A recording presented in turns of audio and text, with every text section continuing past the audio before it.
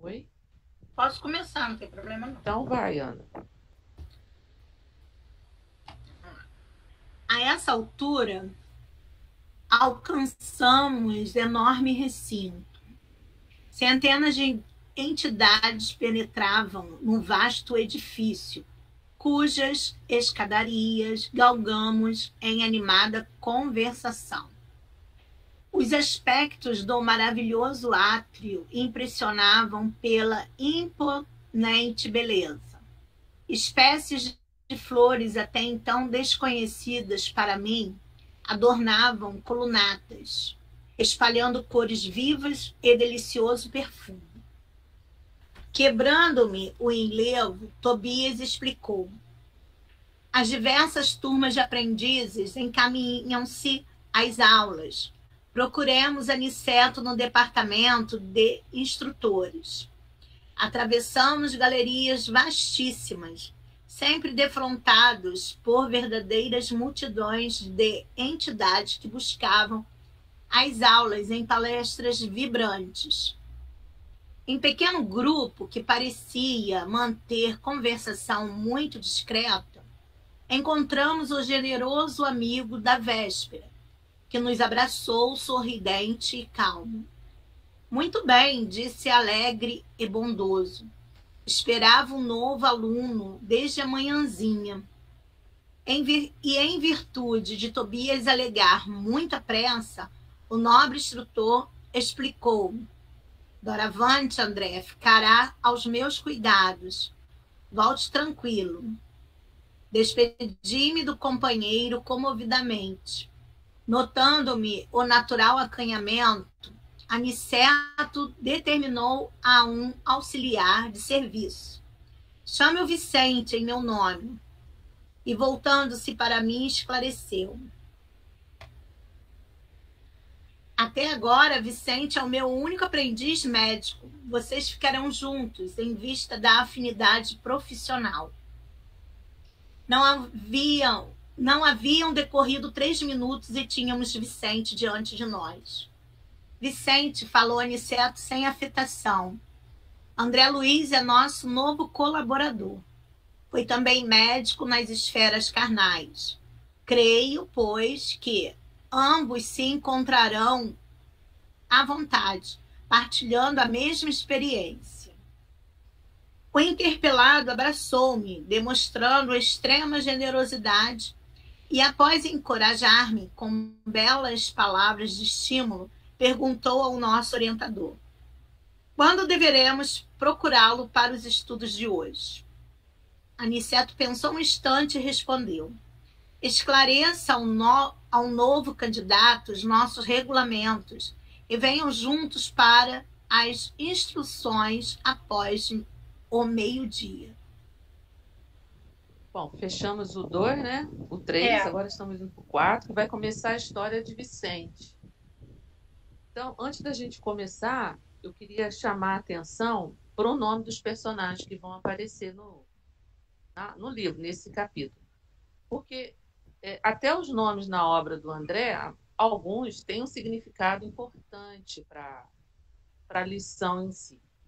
Então, vai aparecer a Rosalinda, que aí o nome a gente já está dizendo Rosa Linda.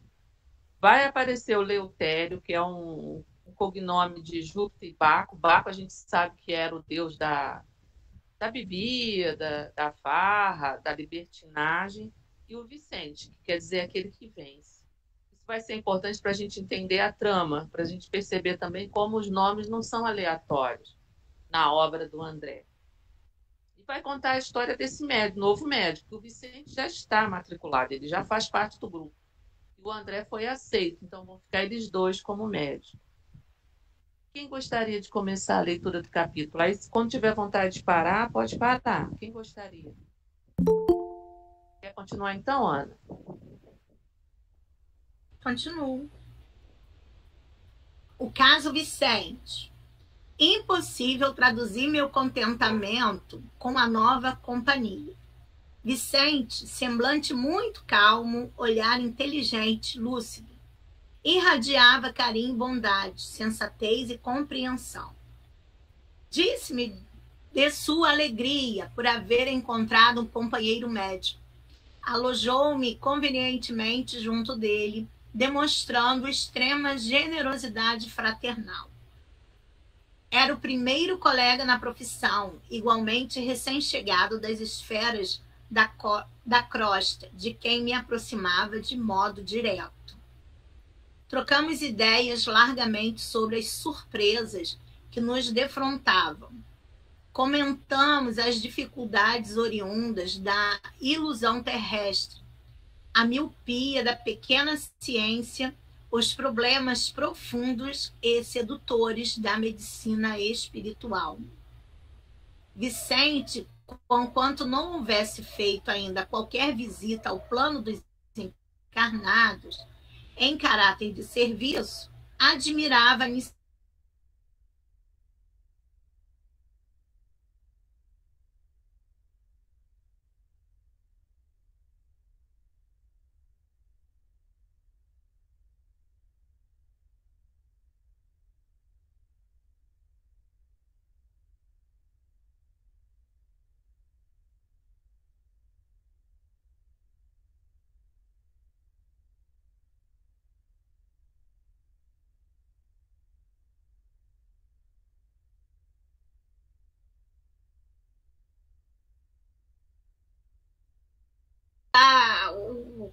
as nossas desventuras, as nossas dores, né?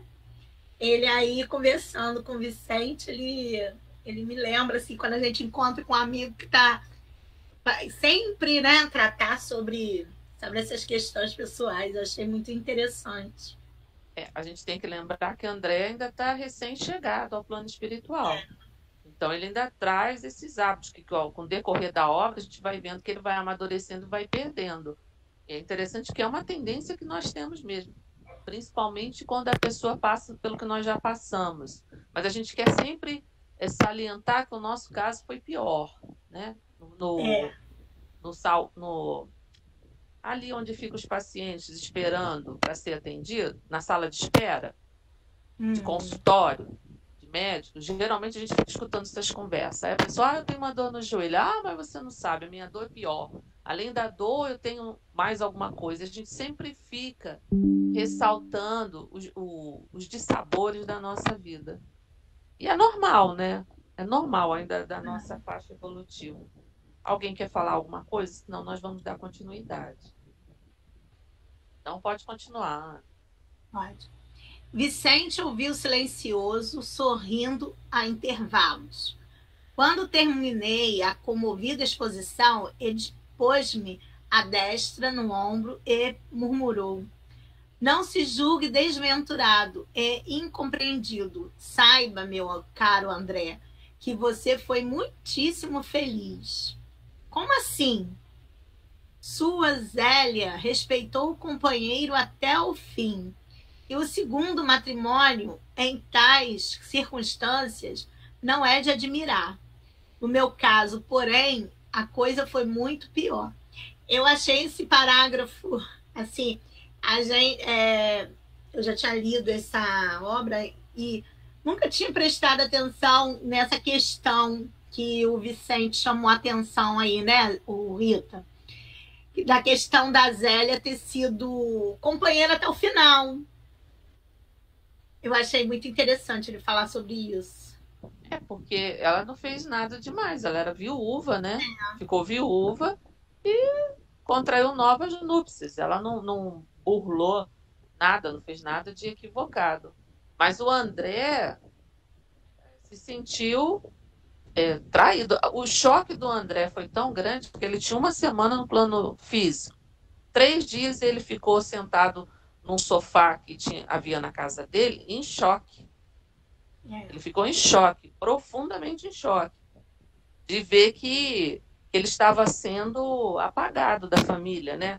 Tanto que Zélia proibia que as filhas falassem o nome dele. O retrato dele foi retirado, as filhas não poderiam falar o nome dele, por conta desse novo companheiro, ele estava sendo apagado. Isso perturbou ele, normal, né? Mas é também assim, um respeito também ao novo companheiro, né? Porque é como se fosse... Ela exagerou um pouco, né, a meu ver, quando ela proíbe que os filhos toquem no nome dele, porque ele existiu na vida dela. Mas ela achou melhor assim. Mas olhando friamente, não havia nada de errado.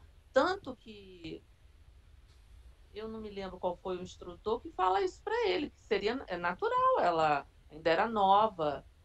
Aí ele pergunta, e se fosse o contrário? Aí o André sente que ele faria o mesmo. E naquela também é uma época que a mulher só era respeitada se tivesse um homem ao lado. Sim, também, né? Isso também é lembrado. Também é lembrado. Precisar do companheiro, até de uma proteção financeira. Essa obra é de 43, né? Se eu não estou me enganado. Eram outros tempos. Se hoje ainda é complicado, imagine, né, no século passado. Pode continuar, Ana, se ninguém quiser falar nada. E dado meu justo espanto, o novo amigo continuou. Explico-me. Meditou alguns instantes, como quem alinhava reminiscências, e prosseguiu. Não pode você imaginar como foi intenso o sonho de amor do meu casamento. Logo após a aquisição do diploma profissional, aos 25 anos, esposei Rosalinda, exultantes de ventura.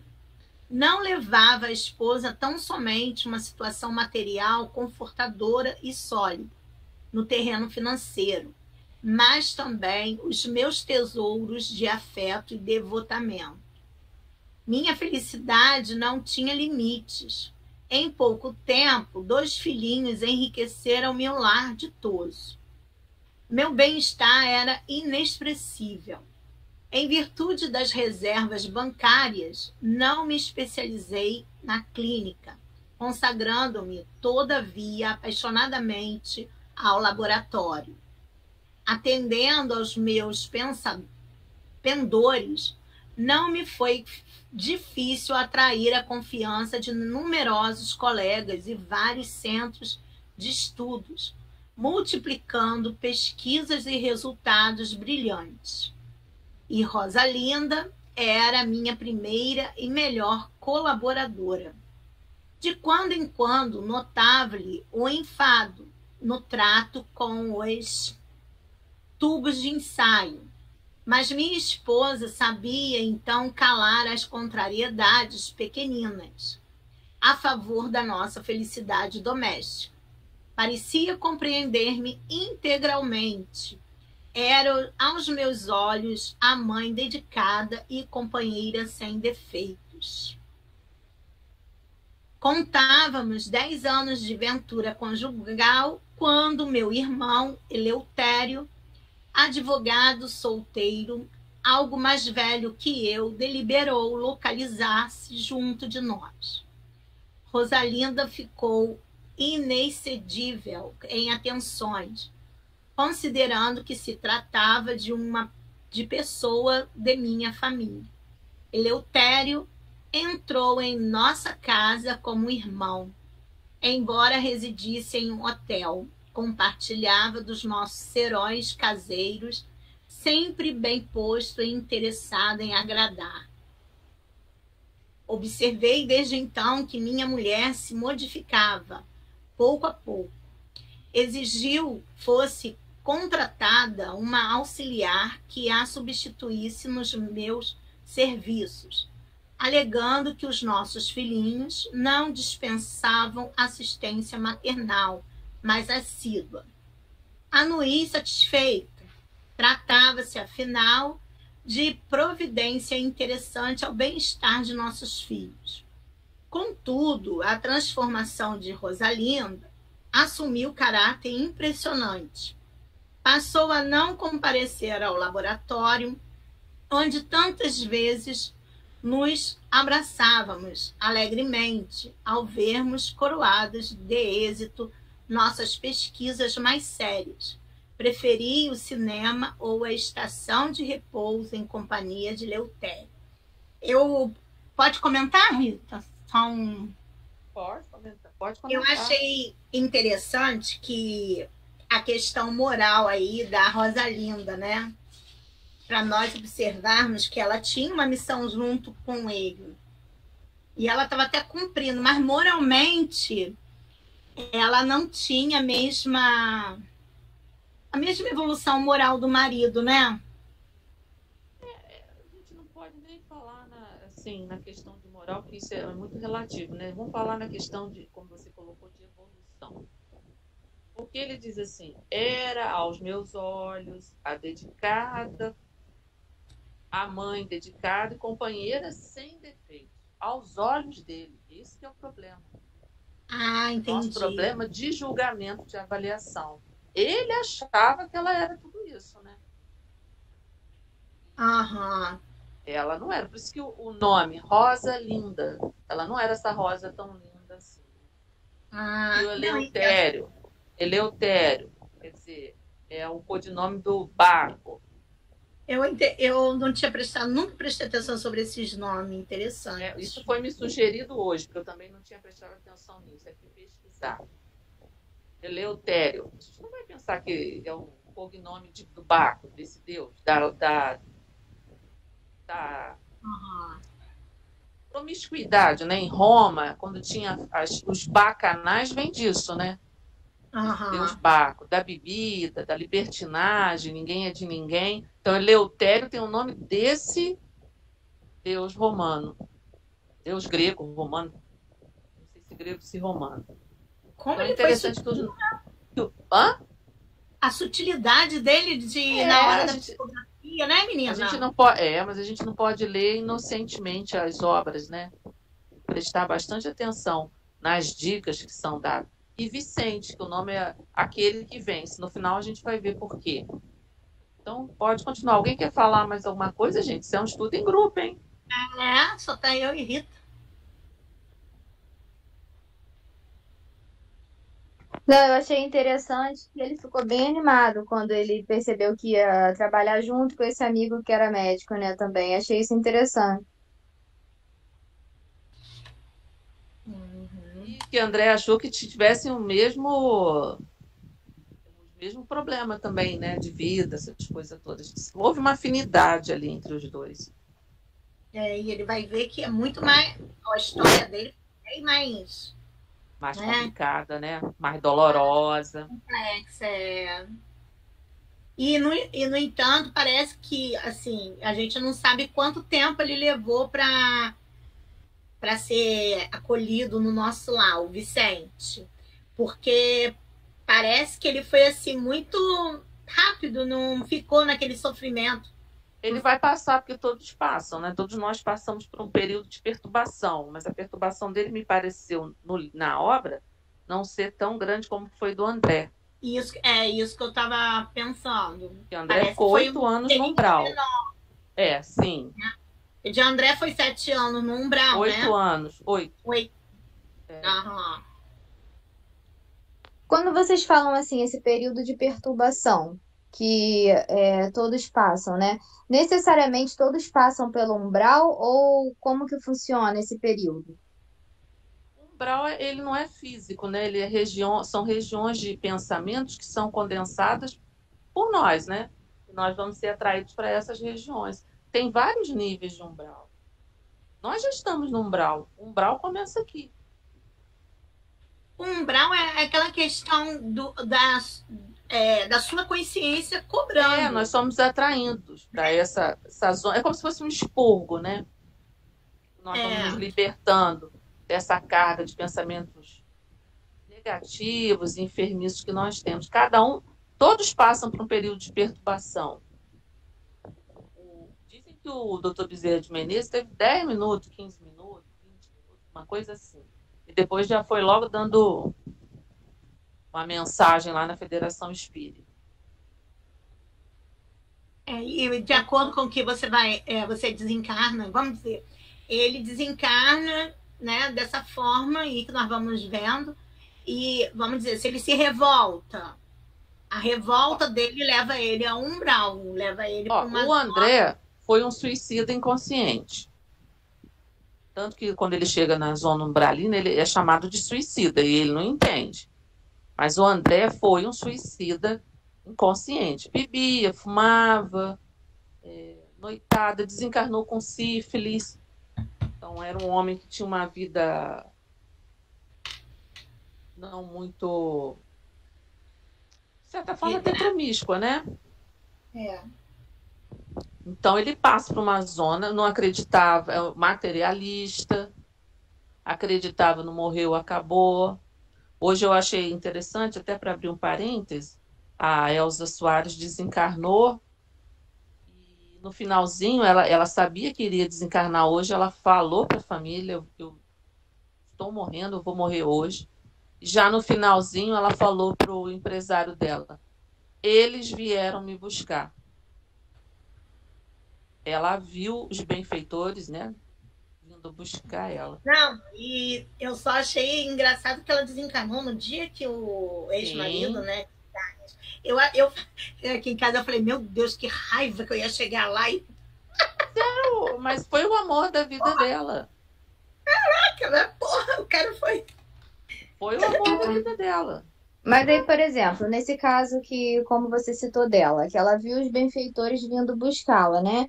Ela passa também por esse momento de perturbação? Como é que funciona? Passa por não quer dizer que a pessoa fique endoidecida, não. É a perturbação, um incômodo, os pensamentos ficam meio perturbados.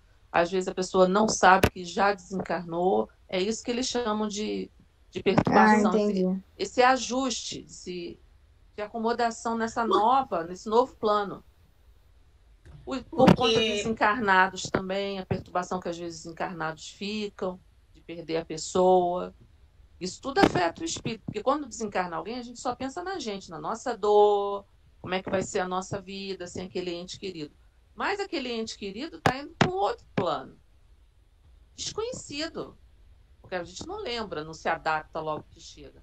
Tem um período de adaptação. A gente vê como o André, né, teve um período de adaptação. Eu fico imaginando a gente no plano espiritual, sem poder dar notícia nossa, sem saber notícia do outro, ainda às vezes sentindo a repercussão da nossa doença, do que nós tivemos, às vezes de um acidente, de um trauma. Tudo isso é motivo de perturbação para o espírito. De vez em quando eu vejo umas cenas até daquela novela Viagem, né? Passa de vez na internet. Aí eles mostram um pouco daquele período que a Diná fica, né? Sem entender muito bem o que está acontecendo. Sem entender que desencarnou, alguns já sabem, mas também não se conformam. Não é fácil. Por isso que a gente precisa se preparar para esses momentos, pensar logo em Jesus. Tem uma pessoa lá no centro espírita, no nosso, que a mãe estava já doentinha, ela contou isso, não contou em público, por isso que eu não vou citar o nome. E ela estava me falando que a mãe já estava doentinha, ela tratando da mãe, e ela sempre falava para a mãe assim, mãe, se você chegar num lugar que você não conhece ninguém, pensa logo em Jesus. E a mãe não era espírita, era evangélica, quer dizer, foi uma dica, um ensinamento muito importante. Eu trouxe isso para a minha vida. Se a gente acontecer alguma coisa, que a gente estiver num lugar que a gente não sabe onde está, não reconhece ninguém, pensa logo em Jesus. É um recurso imediato, que aí você vai ser atraída logo, né? Isso é muito bom. Pode continuar. Rita. Oi, fala. Pode continuar? Essa perturbação, essa perturbação varia, né, de cada um, né? Vai variar para cada um, né? Essa perturbação. Se nós somos apegados a bens materiais, se nós não temos conhecimento nem nada de planos de vida após a morte, se nós não acreditamos, os nossos amores, aqueles que deixamos, também são motivo de perturbação, porque vem a saudade, vem a falta de conformismo, tudo isso prejudica o espírito, pode levar a um estado de perturbação. Por isso que todos passam, mas cada um vai passar de uma forma. Ninguém desencarna da mesma forma, assim como ninguém encarna da mesma maneira. Nós vamos viver esse período da morte assim como vivemos o da vida. Se somos ansiosos, se somos lamuriosos, queixosos, tudo isso é motivo de perturbação. Tá ótimo. Vamos continuar, então. Isso me entristecia bastante, mas eu não poderia desconfiar da conduta de meu irmão. Fora sempre criterioso em família, não obstante ousado e filaucioso nas atividades profissionais. É como que ele usa as palavras bem para não denegrir totalmente a imagem do irmão, né? Prestou atenção nesse parágrafo? Não obstante ousado. A delicadeza. A delicadeza das palavras, né? Porque ele era assim. A gente não pode, porque a pessoa errou, esquecer o que a pessoa foi, né? Até ali, até aquele momento. Porque aquilo é um fragmento de uma encarnação inteira, né? Então ele era essa pessoa. Mas a delicadeza foi assim imensa, porque a gente mete o pau logo e usa as palavras piores possíveis. Mas você viu que o André falou no começo que ele era uma pessoa educada, meiga, afável. Minha vida doméstica, antes tão feliz, passou a ser de solidão, assaz amarga, que eu tentava iludir com trabalho persistente e honesto. Assim corriam as coisas, quando singular transformação me alterou a experiência.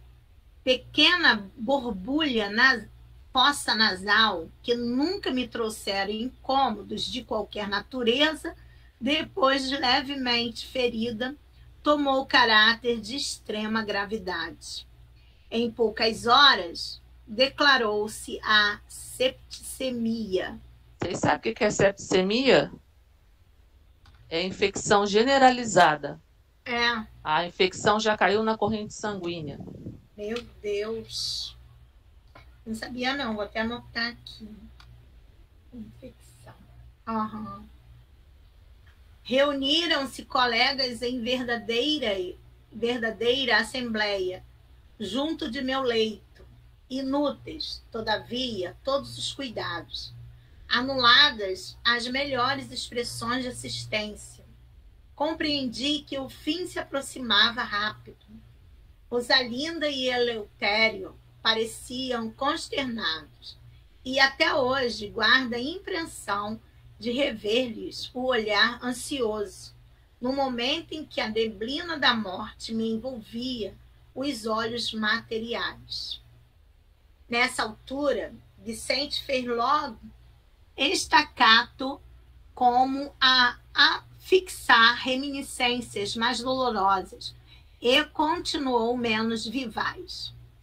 Depois de algum tempo de tristes perturbações nas zonas inferiores, quando já... Viu, ele passou também, só um instantinho, viu? Ele passou também por essa perturbação.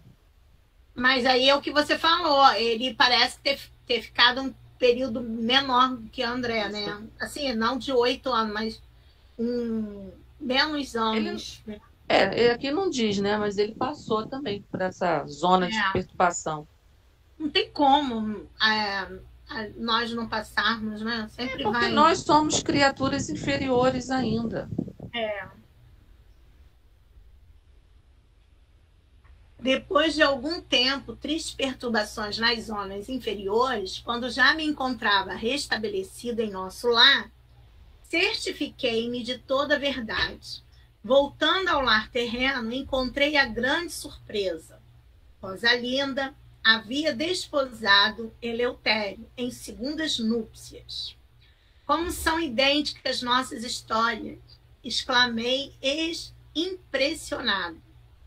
Isso é que não, protestou a sorrir. E continuou. Outra surpresa me dilacerava o coração. Somente ao regressar ao lar, soube que fora vítima de odioso crime. Meu próprio irmão inspirou a trama sutil e perversa.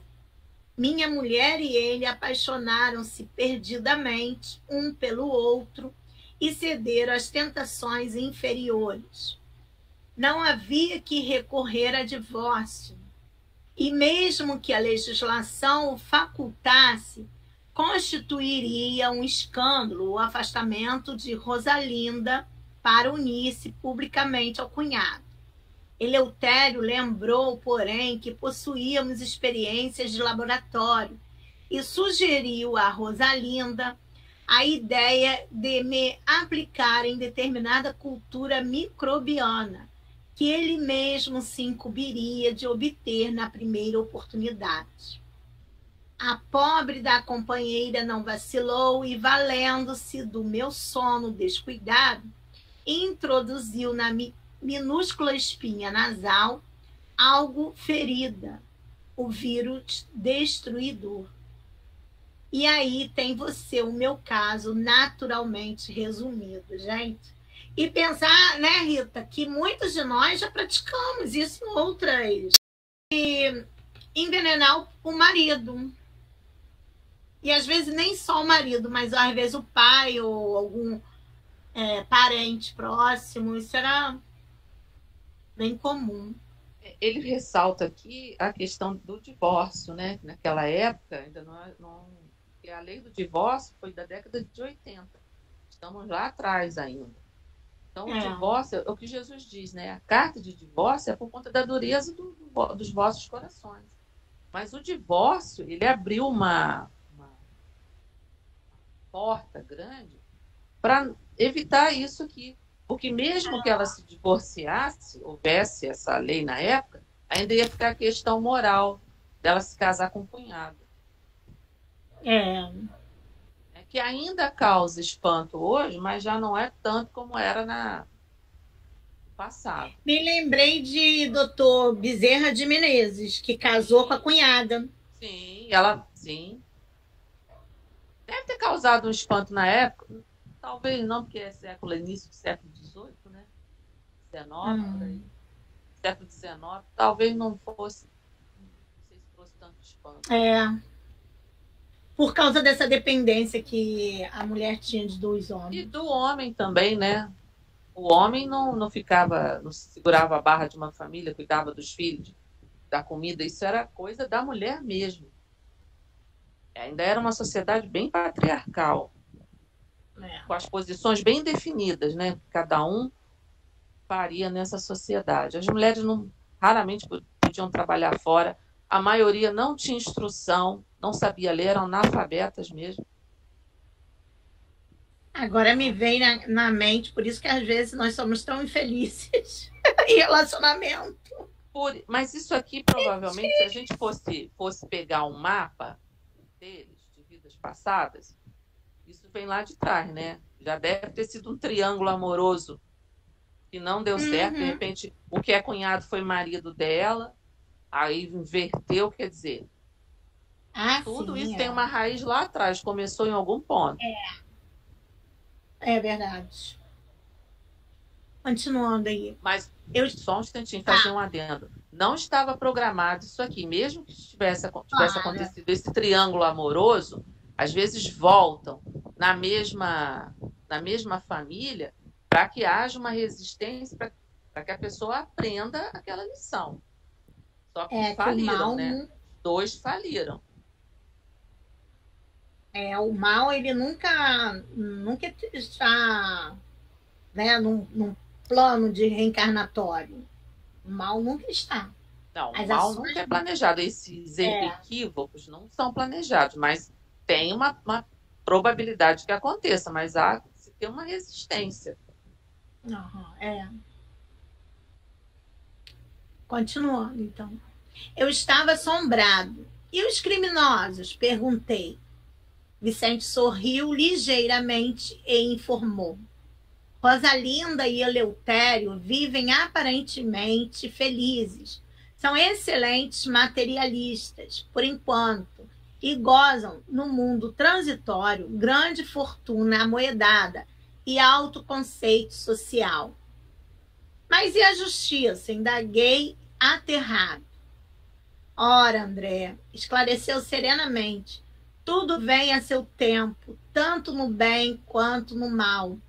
primeira semente, depois os frutos. Eu achei essa parte, eu fiz a leitura anteriormente, essa frase dele, eu marquei aqui e achei assim,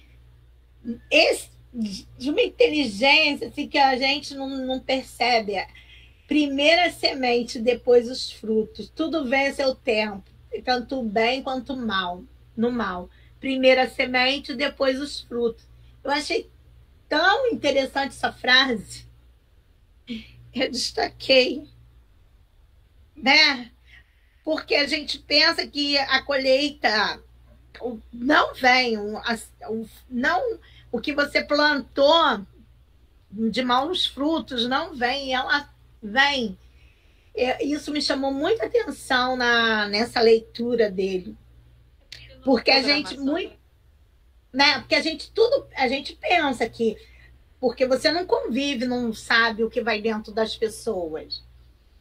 Não é impossível alguém que comete um crime assim, ou qualquer coisa contra as leis de Deus, não ficar nós temos um juiz dentro de nós chamado consciência. E por mais que nós abafemos essa consciência, ela aflora, não tem como. Então, o Vicente diz, né? Rosalinda e Eleutério vivem aparentemente felizes. Esse aparentemente felizes é tudo, porque não há como se ter felicidade em cima da dor do outro. Se para conquistar a minha felicidade eu pisei, eu magoei, eu feri, eu traí, não existe felicidade, existe uma aparente felicidade. É como se nós fôssemos botando reboco em cima da nossa consciência para que ela não venha à tona, mas ela vem. E como a justiça de Deus não trabalha com vingança, por isso que o Vicente diz, primeiro a semente é natural. Quem semeou o mal não vai colher o bem, não tem como. Se nós semeamos erro no passado, nós vamos colher esse erro, não tem escapatória. É vingança de Deus? Não, é justiça. Nós somos herdeiros dos nossos atos, então, por isso que causa espanto, porque Vicente não está pensando em vingança, não existe, não tem necessidade. Porque a justiça de Deus, ela não falha, não erra de endereço. E mesmo tendo essa aparência de felicidade, ele não... fica o remorso, fica a cobrança, né? Dos uma dois, hora com vem. certeza. Uma hora vem. Eu lembro na palestra, quando o seu João fala, uma coisa que ele falava que ficava muito me marcou muito, era ele dizer que até a garrafa d'água que você não enchia era uma ação que fica gravada em você, que você poderia ter enchido. Às vezes, assim, poucas coisas que a gente pensa, mas aquilo fica... Não é correto, que aquilo ali fica dentro da gente, na cobrança. O que a gente precisa gravar mesmo é que eu não vou ser feliz infelicitando o outro. Isso, Mesmo que eu tenha uma aparente felicidade.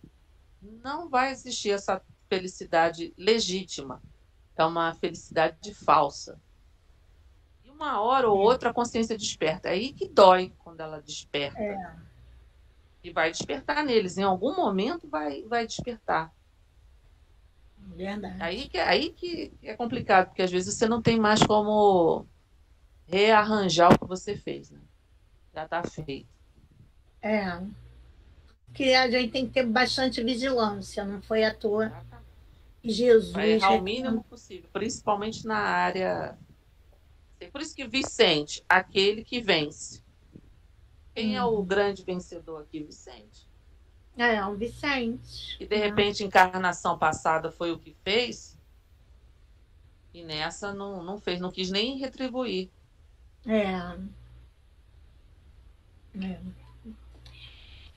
Percebendo-me, porém, as tristes impressões, Vicente concluiu: não falemos mais nisto.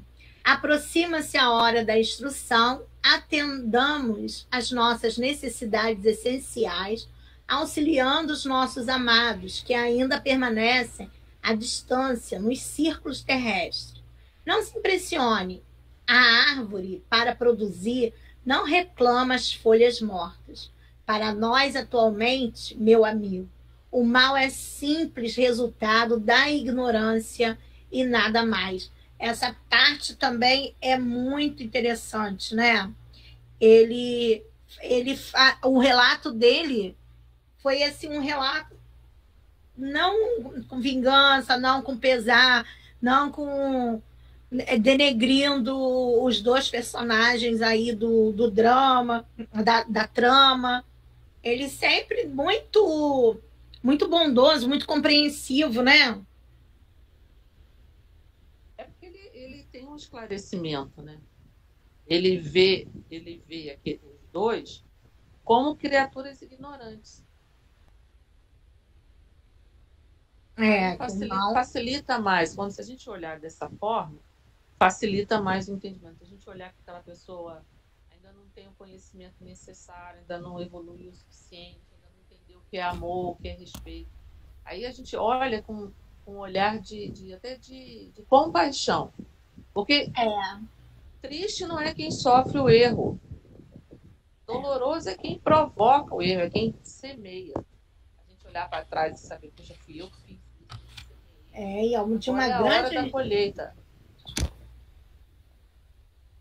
Mas alguém quer falar? Gente, nada. Ô Rita, eu quero fazer uma pergunta. Ela um pouquinho lá atrás, tá? Sobre quando a gente desencarna, no momento que desencarnou, tem todos aí o aparato da espiritualidade superior que apara nós no desencarne. Mas eu quero saber sobre o processo de obsessões dos irmãos fora do corpo físico que fica aguardando nossa chegada, aquele algoz que a gente viu no passado, que está aguardando nossa chegada. Como é que fica essa situação? Você entendeu? Compreendeu o que eu quis perguntar?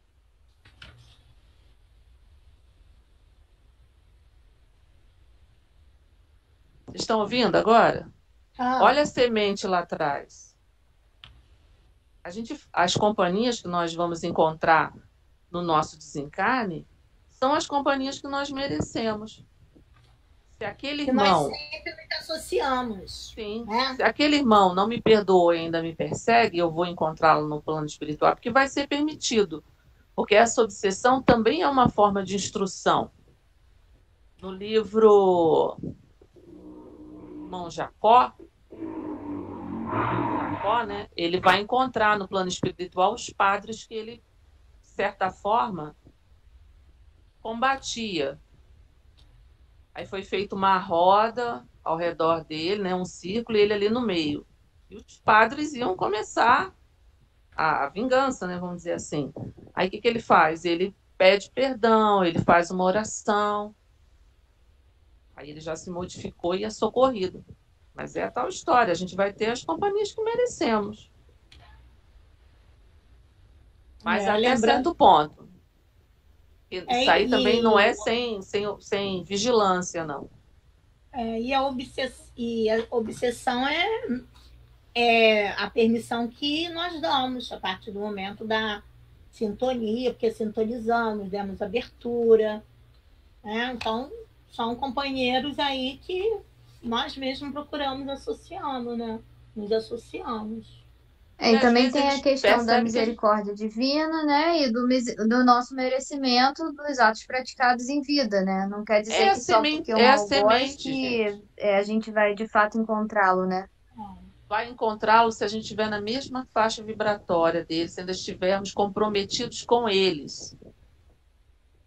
Entendeu? Se a gente tiver no mesmo comprometimento que eles, ainda não nos modificamos. Continuamos fazendo o que fazíamos em encarnações anteriores. Eles não percebem nem a nossa vontade de mudar. É permitido que eles continuem a nos subsidiar. É verdade. Porque é como se fosse uma parceria. Eu continuo parceira daqueles companheiros. E através deles eu vou me instruir também. Nós vamos aprender. Deus corrige o homem através do próprio homem. Diga-me, tem um ditado, diga-me com quem andas e eu te direi quem és. Diga-me o que pensa e eu te direi quem te acompanha. E vai te Tomar acompanhar cuidado. até o... É Eu verdade. não modifiquei nada. Eu não modifiquei nada. Tem eu não me lembro qual foi o livro do Manuel Filomeno de Miranda, que tem um irmão fazendeiro riquíssimo, mas muito severo, violento até. Ele está desencarnando num sanatório para tuberculosos. Nesse hospital trabalham freiras. E o Manuel Filomeno de Miranda, ele desencarnando e os vampiros em cima deles. E o Manuel relata que ele é levado por esses irmãos, que não vem nem equipe socorrê-los. Mas por que isso? É um irmão que continuou na mesma faixa daqueles companheiros, continuou tão violento como ele era, tão agressivo como ele era. Não se modificou. Aí os que foram vítimas vêm como algoz buscar, mas isso é permitido. Não tem assistência espiritual? Claro que tem, no momento certo. Ninguém ali não está todo mundo abandonado ao relento, não. Estão cuidando. É permitido. Rita, a gente vai dar continuidade? Porque se for, eu vou... Vamos dar. Oi? Vamos sim. Vamos dar continuidade. Então eu vou mandar um link novo. Tá bom. Tá? Vou Então mandar vamos lá no migrar, grupo, gente. Ah, tá. Ok. O André, né? Vicente. E eles se encontrassem para receber essas instruções. No final, Vicente até chama, né? Para irem receber essas instruções. Quem gostaria de ler?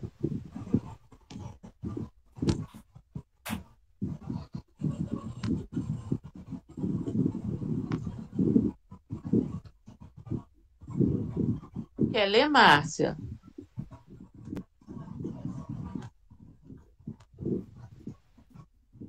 Pode ser. Então, por favor, Tem uma quando você pessoa quiser com parar, um áudio. Tem uma fechar pessoa os com microfones, por favor. áudio. O Manuel tá com o áudio ligado.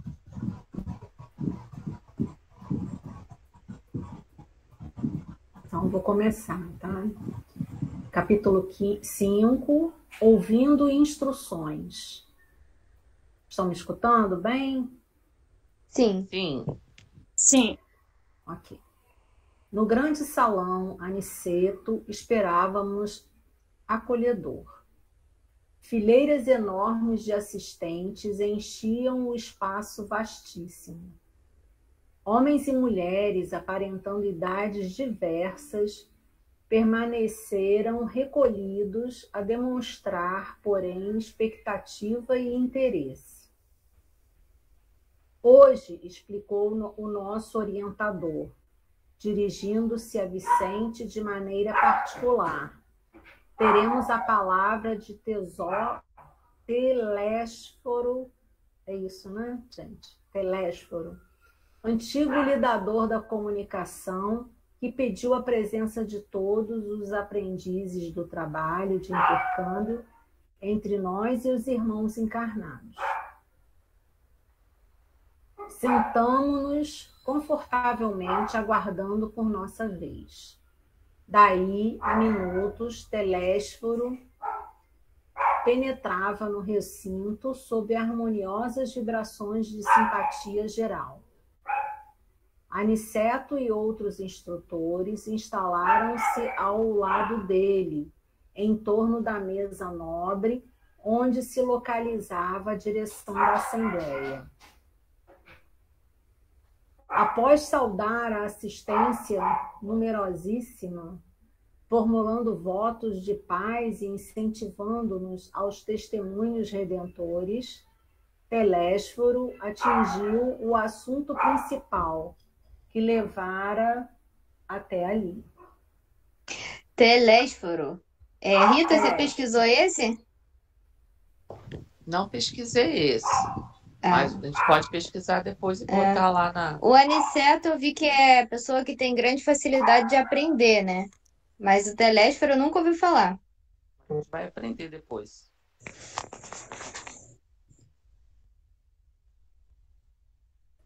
Agora, disse com autoridade sem afetação, conversaremos sobre as necessidades da representação da nossa colônia nos trabalhadores terrestres.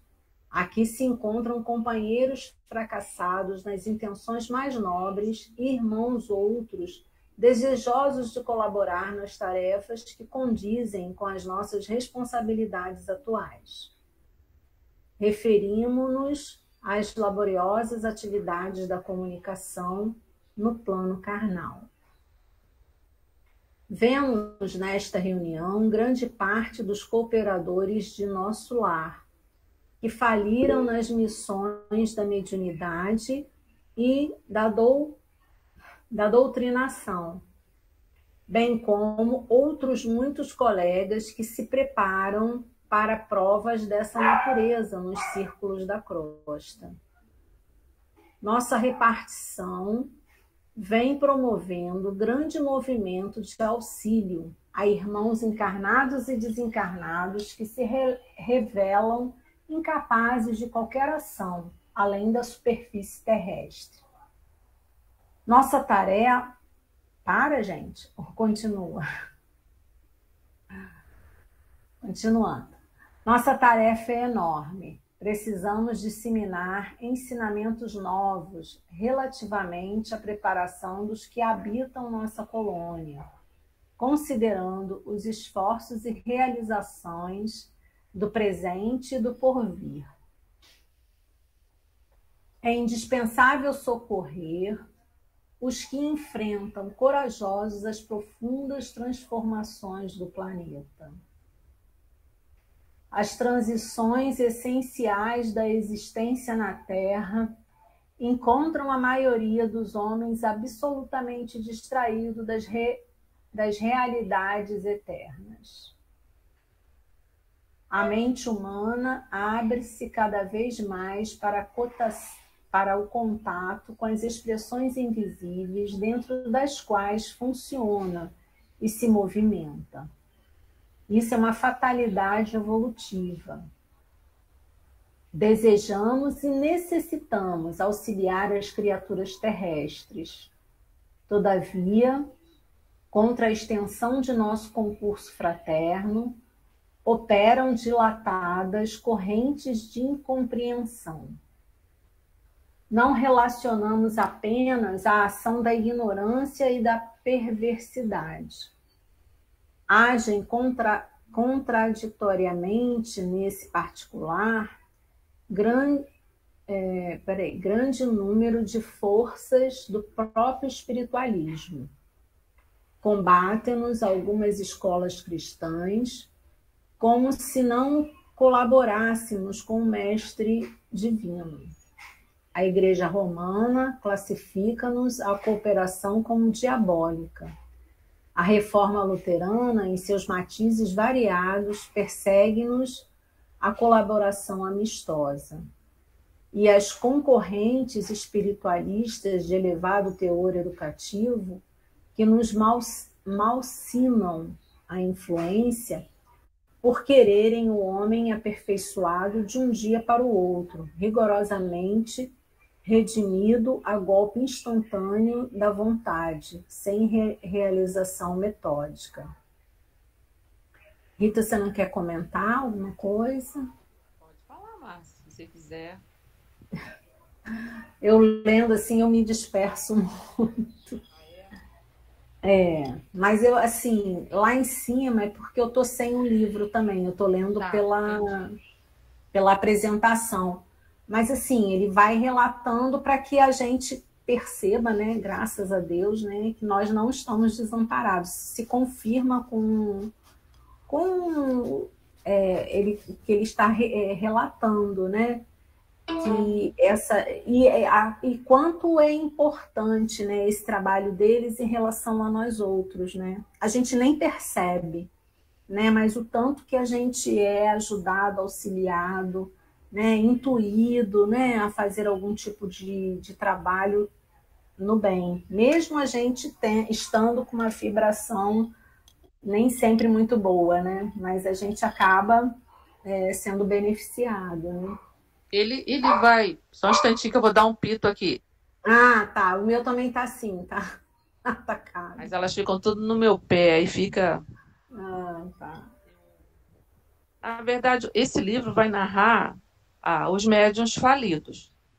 Uhum. Todas as histórias são médiuns e doutrinadores que faliram. A gente já viu que é um comprometimento, que é uma missão que a pessoa traz lá do plano espiritual. Tem toda uma instrução para que o médium não caia, mas o arrastamento aqui é muito grande. Então, a maioria faliu. Faliu e faliu desastrosamente.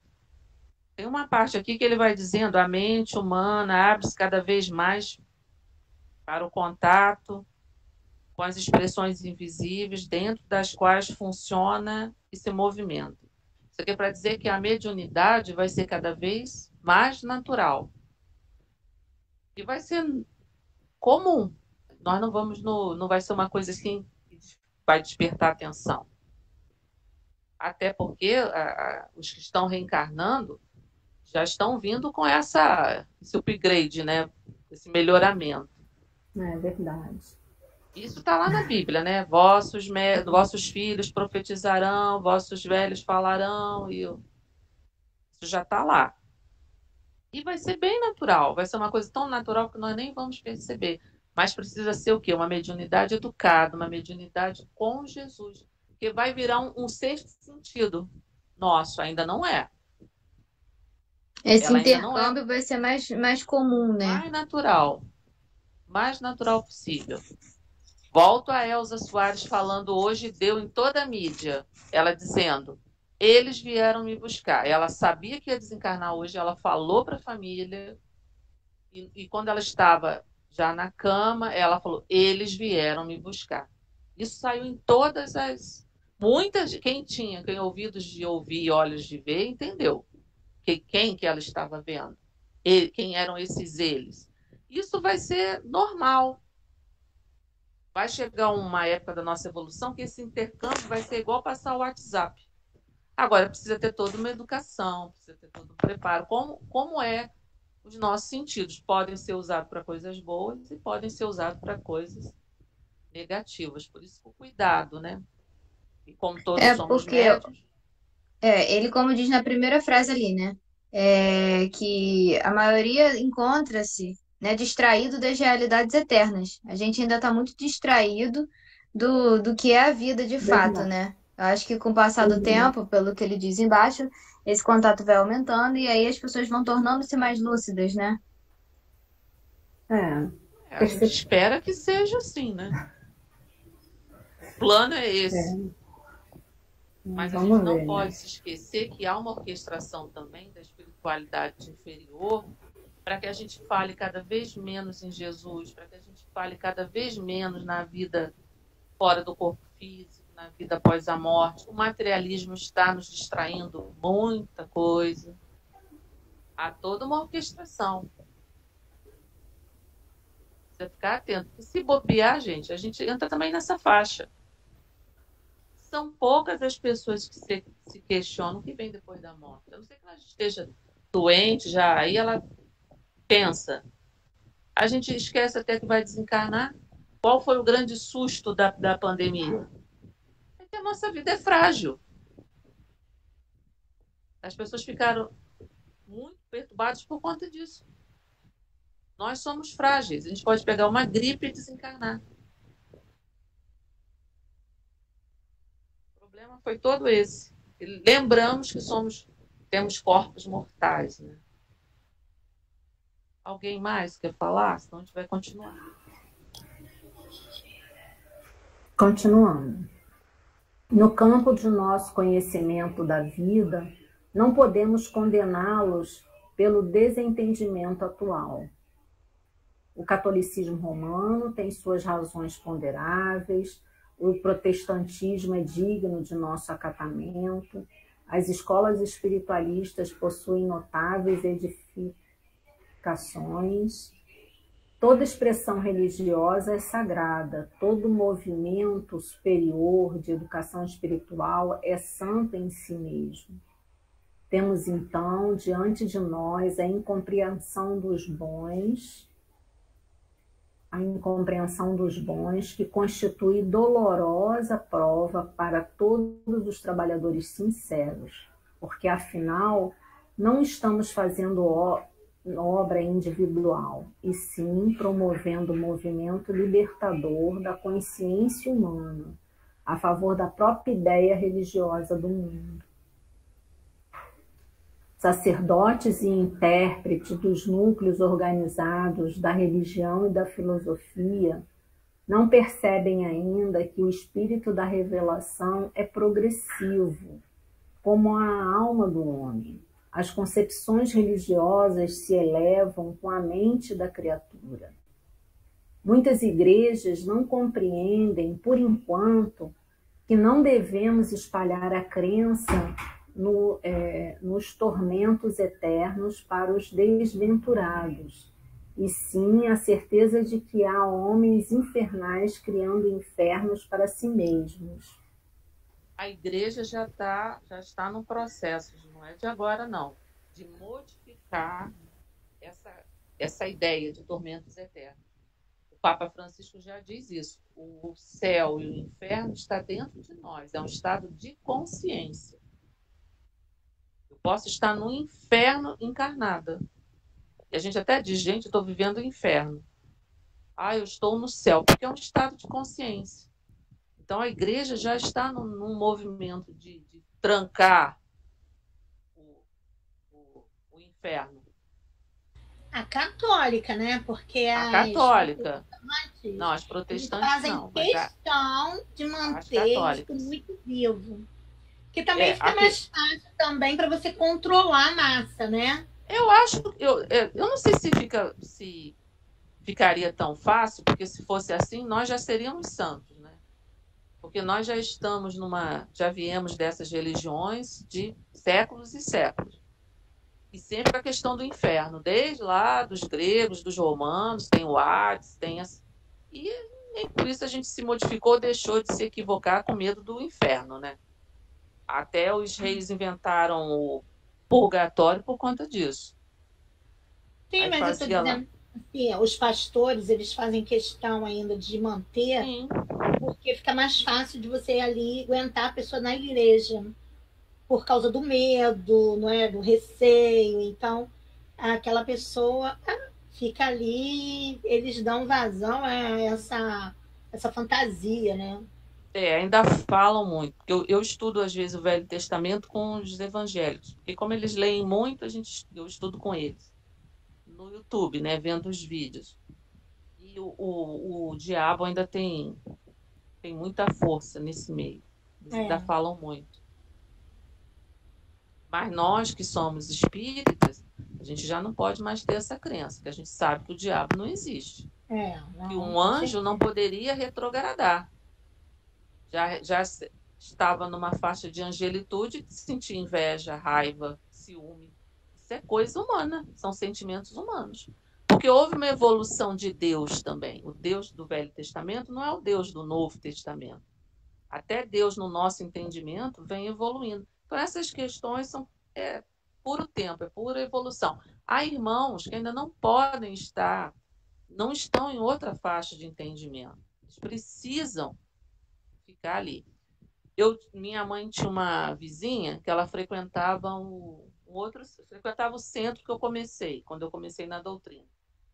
E ela era espírita. Quando eu cheguei lá, ela já era. E um dia minha mãe encontrou com ela e perguntou: você não está mais indo ao centro? Ela falou assim: não, eu agora sou cristã.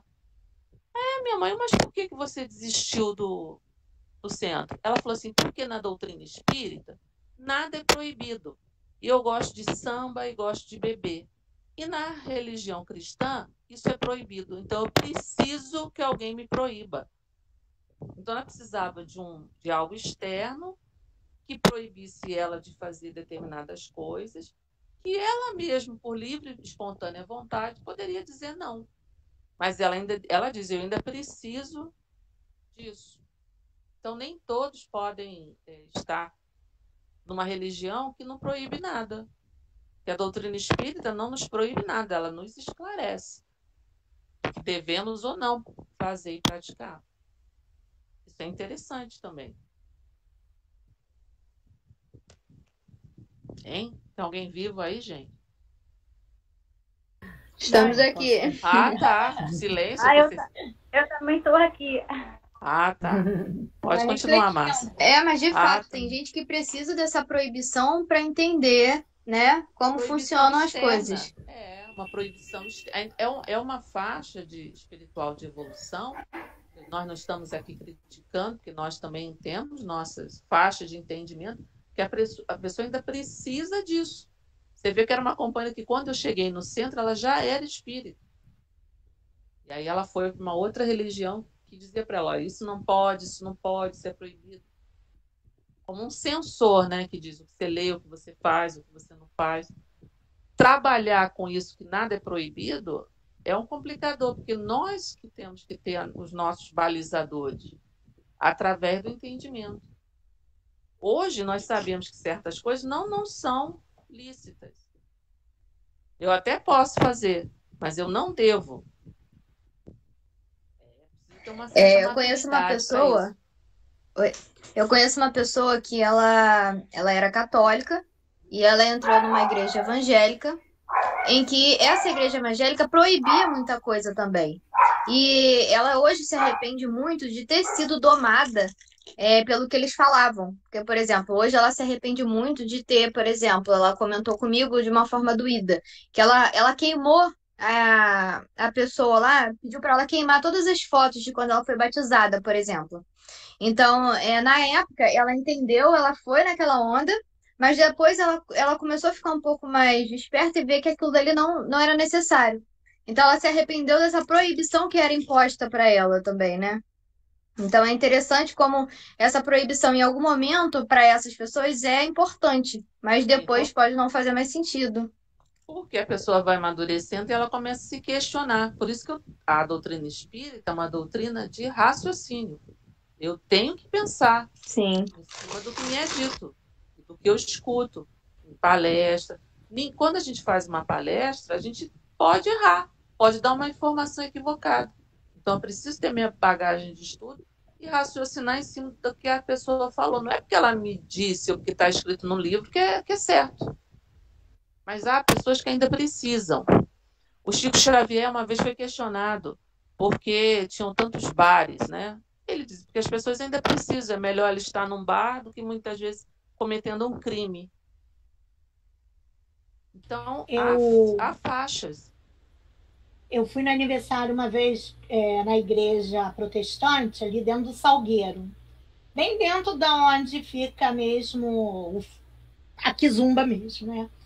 E o que eu percebi foi à noite, eu nunca tinha ido no Salgueiro à noite. Nunca tinha ido, já passei de dia. E quando eu cheguei lá, eu percebi os pontos de luz que são as igrejas evangélicas. Eu não vejo nada, eu não sou, vou fazer igual a outro, sou médio de pedra, né? Mas eu, quando cheguei, aí tinha o ambiente do Salgueiro, que é bem pesado mesmo, né? E quando eu cheguei assim, que eu olhei em volta daquele ambiente, você via as igrejas, várias igrejas, muitas igrejas, em pouca distância uma da outra, mas eu senti assim, que eram pontos de luz naquele local. Eu achei tão assim interessante, porque você fica assustada quando você se depara com aquela realidade. Eu olhei assim e falei assim, gente, parecia mesmo pontos de luzes. Com certeza eram. São importantíssimas, somente numa região como essa, de violência, né? Mesmo, são pequenos oásis que são semeados. Isso aí, parecer pequenos oásis. Porque às vezes a pessoa vai precisar de alguém que diga, não pode beber, se você beber, você vai para o inferno, aí a pessoa para de beber, isso é importantíssimo. Para de beber, para de maltratar a esposa, porque eles falam muito da questão moral, da ética. Então, são religiões importantes. Por que tem tantas religiões? Por que nós ainda precisamos dessas gavetinhas, desses títulos? Por conta da faixa evolutiva em que estamos. Nem todo mundo que vai ao centro vai ficar na doutrina. Ainda é muito de vanguarda a doutrina espírita. São poucos adeptos. E é uma doutrina que diz: pense, raciocine, questione, leia, estude, ouça palestras. Às vezes a pessoa não quer ler um livro, mas ela, escutando uma palestra, vai abrindo um monte de portas e ela, meu Deus, eu não tinha pensado por esse lado. Eu agora vou me melhorar, vou fazer isso. Agora não tem proibição nenhuma. Nem de roupa. Não diz não beba. Ela esclarece, não beba por conta disso, disso e daquilo. Mas você quer beber, é seu livre-arbítrio. Mas a pessoa foi esclarecida. Vamos continuar, gente, mais um pouquinho e a gente para fazer oração por conta da hora. Então, não podemos, porém, perder tempo no exame da teimosia alheia. Temos serviços complexos e dilatados. E como dizíamos, a humanidade terrena aproxima-se dia a dia da esfera de vibrações dos invisíveis de condição inferior, que a rodeia em todos os sentidos. Mas, segundo reconhecemos, esmagadora percentagem de habitantes da Terra não se preparou para os atuais acontecimentos evolutivos. E os mais angustiosos conflitos se verificam no sendal humano. A ciência progride vertiginosamente no planeta e, no entanto, à medida que se suprimem sofrimentos do corpo, multiplicam-se aflições da alma. Os jornais do mundo estão cheios de notícias maravilhosas quanto ao progresso material. Segredos sublimes da natureza são surpreendidos nos domínios do mar, da terra e do ar. Mas a estatística dos crimes humanos é espantosa. Os assassínios da guerra apresentam requintes de perversidade muito além dos que foram conhecidos em épocas anteriores. Os homicídios, os suicídios, as tragédias conjugais, os desastres do sentimento, as greves, os impulsos revolucionários da indisciplina, a sede de experimentação inferior, a inquietação sexual, as moléstias desconhecidas, a loucura, invadem os lares humanos. Não existe um país algum preparado espiritualmente bastante para o conforto físico. Entretanto, esse conforto tende a aumentar naturalmente. O homem dominará cada vez mais a paisagem exterior que lhe constitui moradia, embora não se conheça a si mesmo. Atendido, porém, o corpo revelará as necessidades da alma e vemos agora a criatura terrestre assoberbada de problemas graves, não só pelas deficiências de si própria, senão também pela espontânea aproximação psíquica com a esfera vibratória de milhões de desencarnados, que se agarram à crosta planetária, sequiosos de renovar a existência, que menosprezaram sem maior consideração aos desígnios do Eterno. Vamos parar aí. Tá. Gente, eu fui ver o que é telésforo. E o telésforo, aqui no nosso livro, ele é o lidador da comunicação, dessa parte da comunicação mediúnica. É um deus grego da recuperação física, da saúde. Ele é ligado a Asclepio, que é o deus da medicina.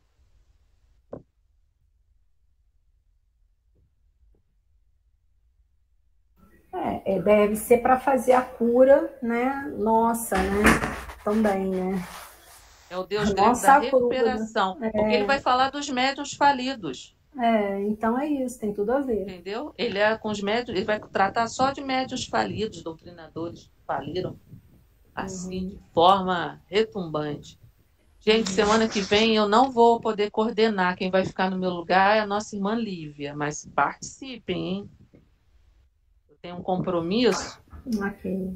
Nossa irmã Lívia que vai fazer a coordenação. Vamos lá, hein, galera? Todo mundo participando. Marcou ali, nós paramos?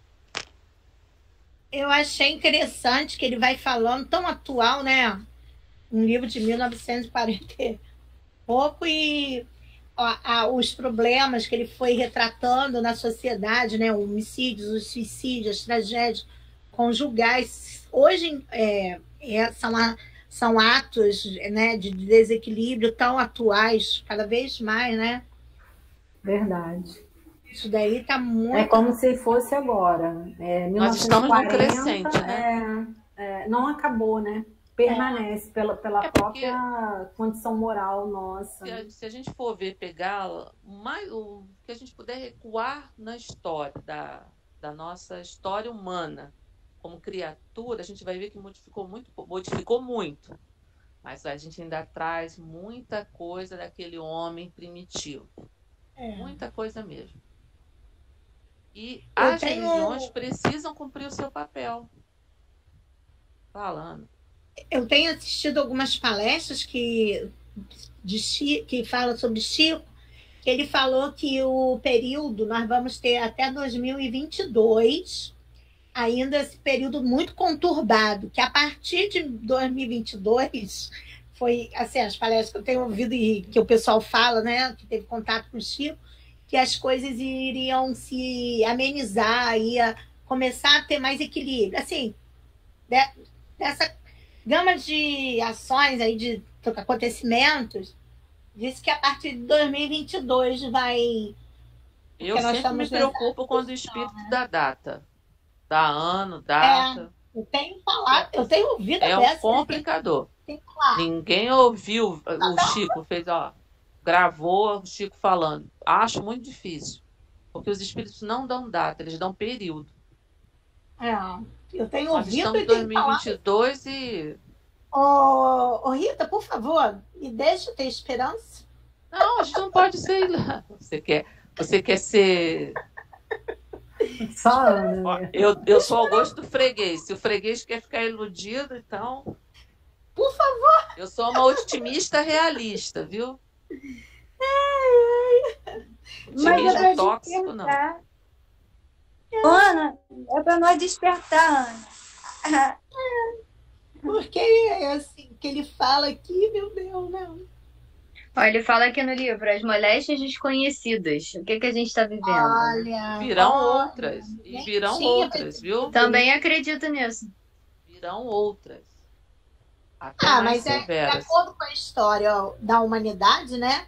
Essas moléstias, elas vão aparecendo de quando em quando. Gente, essas moléstias são criações mentais nossas. Como foi a AIDS, como foi... Tudo é criação mental nossa. Tudo, criação mental nossa. Ele diz aqui a loucura. Lá no livro, acho que é no Obras Póstumas, Kardec diz que esse período de transição ia ser marcado pelo suicídio e pela loucura. E quando ele diz loucura, como transtornos psicológicos em geral. A gente pode ver que hoje a gente vive uma era onde todos têm essa ansiedade, síndrome do pânico, isso vem e está crescendo muito. Então, mais um marca-texto aí pra gente disso aí, né? São pistas que eles vão dando, né? Nós estamos no olho do furacão, a verdade é essa. Eu fico desesperada quando eles falam desastres naturais. Também, porque o desencarne em massa também é característica desse período de evolução espiritual, de mudança de faixa evolutiva do planeta. E o planeta não vai mudar, gente. O que vai mudar são os desencarnados, os espíritos que vão encarnar aqui. Aí pessoal, o mundo, vamos entrar no mundo de transição. Não é um mundo de transição. São os espíritos, né, em transição. Vai começar uma seleção natural aí. Ai, ai. Quem gostaria de fazer a prece? Eu vou fazer, porque eu vou envolver uma pessoa aí do centro também, que está em uma situação um pouquinho delicada. Então tá bom. Vamos lá, Senhor Jesus, agradecemos, Jesus, por esse momento de estudo, de descontração, por esse momento de aprendizado, para renovarmos as nossas energias, Senhor. Que possamos continuar esse grupo unido, em busca de conhecimento e crescimento espiritual, Senhor. Que a nossa alma possa se dilatar em amor cada vez mais, Jesus. Eu peço pela nossa irmã Bel, que se encontra-se internada no CTI por complicações da Covid. E, Senhor, que a equipe de Dr. Bezerra de Menezes e dos médicos espirituais possam auxiliá-la, possam ampará-la nesse momento, assim como todos que passam por essa situação complicada em que estamos vivendo, Jesus. Muito obrigada pelo seu apoio e o apoio dos seus trabalhadores. Que possamos, assim como eles, trabalhar e se empenhar cada vez mais em tua seara, Senhor. Que assim seja, graças a Deus. E com esta prece queremos envolver também a mãe do nosso irmão Carlos Augusto, que também é um companheiro lá da casa. Está internada com pneumonia. Que assim seja. Gente, boa noite a todos.